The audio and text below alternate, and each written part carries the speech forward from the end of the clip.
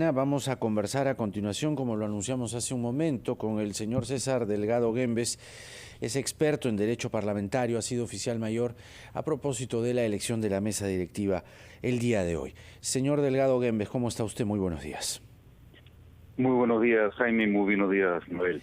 A ver, estas tres listas, ¿no? Hay la llamada lista del oficialismo, que es la lista donde está el señor José Gerí, donde está el señor Balcázar, la señora Luque y la señora Flor Pablo. Se dice que la señora Flor Pablo, por no pertenecer a una bancada, estaría invalidando la participación de esta lista. Explíquenos, por favor, si esto es así o si se puede subsanar para que las tres listas compitan el día de hoy. Generalmente se producen discrepancias sobre ese mismo tema, como ocurrió en el año 2016 con la candidatura del señor Daniel Salaverry, que estuvo integrada por la señora Jenny Vilcatoma, donde se cuestionaba que algún miembro de la lista no perteneciera a un grupo parlamentario. Ese caso fue mucho más complicado. En esta situación existe una provisión reglamentaria, el artículo 12 del reglamento del Congreso, que se pone en el supuesto de que al inicio de un período parlamentario no es posible que existan grupos parlamentarios, por una razón. Los grupos parlamentarios son un órgano del Congreso. El Congreso aún no se instala. El Congreso se va a instalar recién el 27, entonces el reglamento se pone en el supuesto de que esta primera elección que tiene lugar un día antes de que el Congreso quede constituido e instalado, se presenten listas no por grupos parlamentarios, que aún no existen ni pueden existir formalmente, sino solo por congresistas. Entonces no hay ningún impedimento para que al inicio de un periodo constitucional se presenten listas no por grupos, sino por congresistas. Ese es el primer ángulo de análisis sobre este tema. El segundo es que en medio de la informalidad también se ha producido un fenómeno que tiene que ver con la unión entre dos grupos. Uno de ellos el Partido Morado y el otro Somos Perú. Así es. Entonces, una vez que el Congreso quede constituido, esa unión entre dos grupos parlamentarios que se formalizará y terminarán ocurriendo todas las prerrogativas que les corresponde como consecuencia de haberse fusionado las dos tendencias en una sola. Señor Delgado Guembes, esta interpretación, este análisis que usted hace, entonces, entiendo, permitiría que no haya ningún problema con la lista liderada por el señor José Enrique Gerí. Sin embargo, ¿quién hace esa interpretación en este momento, no para hoy, para esta mañana? ¿Quién dice no hay ningún problema, vamos con las tres listas? El órgano competente para definir sobre la procedencia de una lista es la mesa directiva de la Junta Preparatoria, que en este caso es presidida por el señor Quito, y esto ocurrirá hasta precisamente que se elija la primera mesa directiva del siguiente Congreso. Entonces es la mesa directiva constituida por el señor Quito, el señor Wong y la señorita Barbarán, los que tendrán que tomar la decisión sobre la procedencia. Ya. Pero en realidad, más que una interpretación, Sí. es el texto literal del artículo 12 del reglamento. ¿Qué dice? Que dice que los congresistas pueden presentar listas al inicio del periodo para postular a la mesa directiva, los congresistas. Porque todavía no hay bancadas, digámoslo así.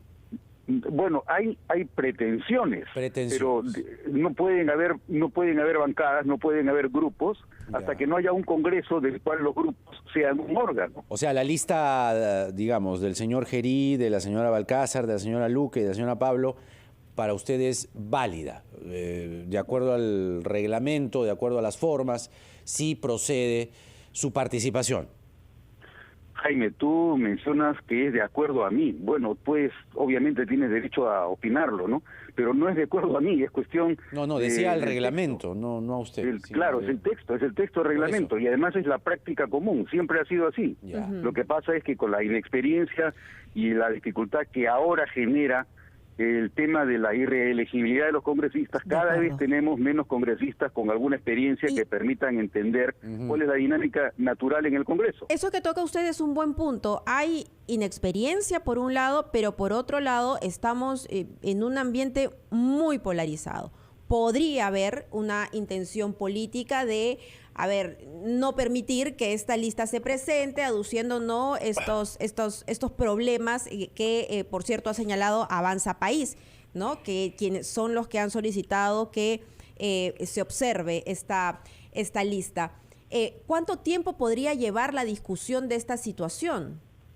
Porque lo que esperamos es que hoy se elija una mesa directiva.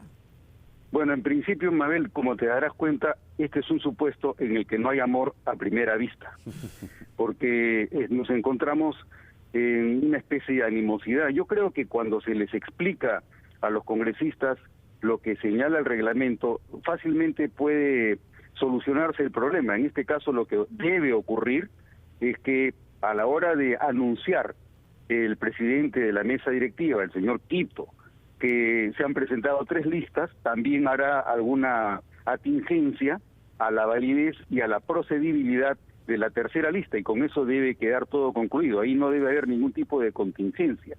Eso es parte de lo que se espera que haga la mesa directiva en el proceso de conducción del debate. Ahora, 3 listas con lo, no diríamos atomizado, pero por lo repartido que está la representación y con ello el voto, pues ¿cómo puede quedar eventualmente la legitimidad de la nueva lista en tanto los votos van a ser más reducidos? No sé si me explico, es decir, hay 3 listas, ciertamente la de Renovación Popular es solo su bancada, salvo Norma Yarrow, que ha dicho que no va, entonces no va a votar por ella. Ahí tenemos pues una fragmentación mínima, ¿no? Es decir, votarán solo los de Renovación Popular. Luego la expectativa queda entre la lista oficialista y la lista opositora, ¿no? Que esta última parece reunir un mayor consenso. La repartición del voto, lo que le preguntaba, señor Delgado Guembes, en este caso, ¿cuánto incide que sean 3 listas las que participan? No hay absolutamente ningún tipo de límite. Podría cada uno de los 10 grupos parlamentarios haber presentado una lista y luego, como consecuencia del proceso, se determinaría quiénes votaron por qué. En el papel mucho se puede especular, pero finalmente lo que va a determinar va a ser el sentido del voto. No hay ninguna limitación para el número de listas.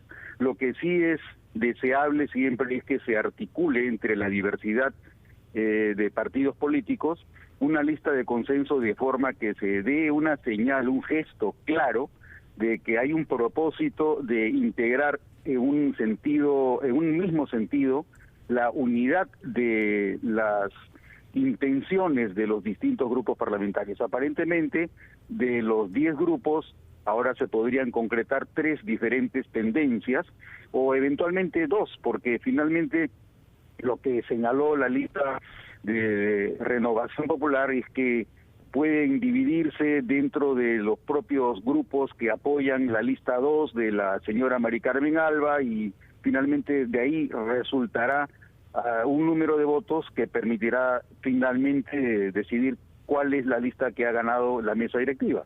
Muy bien, señor Delgado Guembes, va a ser muy interesante ver esta mañana cómo se alinean entonces la correlación de poderes dentro del Congreso de la República. Le agradecemos muchísimo por su explicación. Son las 7 de la mañana con 16 minutos. Regresamos con más información aquí en La Rotativa del Aire.